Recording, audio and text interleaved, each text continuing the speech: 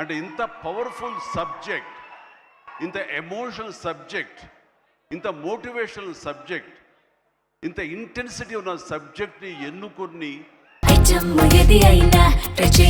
ఆచి చికెన్ మసాలా దాన్ని చరణ్కి తను న్యాయం చేస్తాడని నమ్మినటువంటి వ్యక్తిగా, డైరెక్టర్గా మొట్టమొదటిగా నేను బుచ్చిబాబుని మనస్ఫూర్తిగా సభాముఖంగా నేను నా హృదయపూర్వక అభినందనలు తెలియజేస్తున్నాను.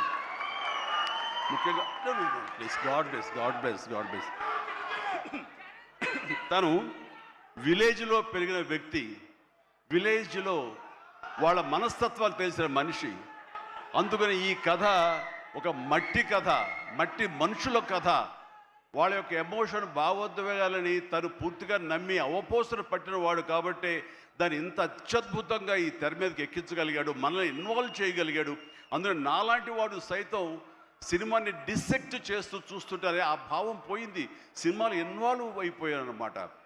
దానికి ప్రధానంగా దీన్ని ఆ ట్రావెల్ చేయడానికి దోహదపడడానికి ఒక గట్స్ కావాలి, ఒక కన్విక్షన్ కావాలి.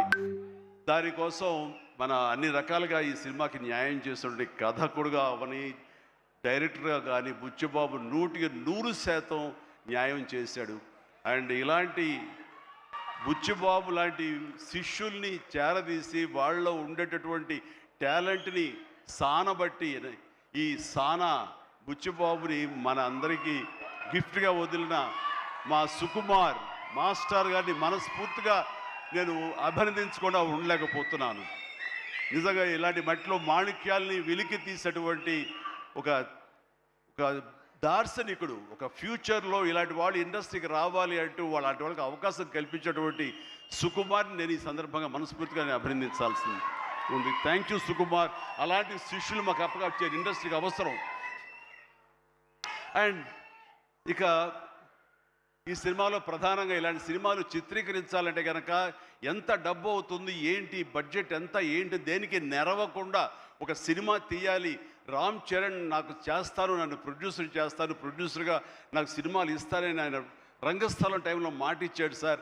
దాన్ని నిలబెట్టుకుంటూ మళ్ళీ నాకు ఈ అవకాశం కల్పించాడు. కాబట్టి రామ్ చరణ్ గారు నా మీద పెట్టుకున్న నమ్మకానికి నేను దీన్ని ఎంతైనా సరే డైరెక్టర్ యొక్క విజన్ మేరకు దీన్ని నేను ప్రజల, ప్రేక్షకుల యొక్క దీన్ని మనల్ని పొందేందుకుగా నేను సర్వశక్తులు వడ్డీ నేను మొత్తం ధారపోసి సినిమాను అత్యద్భుతంగా తీస్తానని ఆ గట్స్ ఉన్నటువంటి నిర్మాత సతీష్ కిల్లారు, ఆయనకి మనస్ఫూర్తిగా నేను అభినందించాలి. ఎందుకంటే దీంట్లో ఎన్నో కష్టాలు వస్తాయి, ఎన్నో బాధలు వస్తాయి. ఫైనాన్షియల్గా వయబుల్ అవ్వచ్చు, కాకపోవచ్చు, డబ్బులు మిగలచ్చు, మిగలకపోవచ్చు, లాభాలు రావచ్చు, రాకపోవచ్చు, ఏమి కాదు. ఒక అత్యద్భుత కథ. ఈ కథకి నిర్మాత అనిపించుకోవడం అంటే నాకు కావాల్సింది ఏముంది అంటూ ఆయన ఈ కథను నమ్మారు. అంత మంచి పేరు వచ్చింది దీనికి.